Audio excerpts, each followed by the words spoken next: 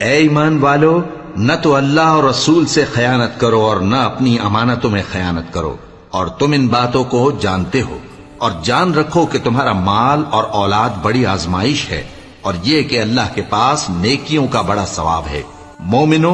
اگر تم اللہ سے ڈرو گے تو وہ تمہارے لیے حق و باطل کا فرق ظاہر کر دے گا اور تمہارے گناہ مٹا دے گا اور تمہیں بخش دے گا، اور اللہ بڑے فضل والا ہے۔ اور اس وقت کو یاد کرو جب کافر لوگ تمہارے بارے میں چال چل رہے تھے کہ تم کو قید کر دیں یا جان سے مار دیں یا وطن سے نکال دیں،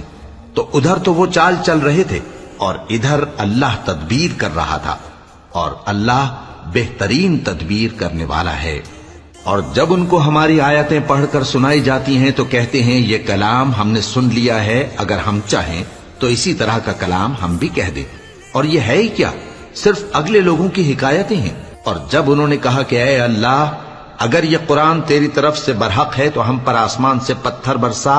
یا کوئی اور تکلیف دینے والا عذاب بھیج دے،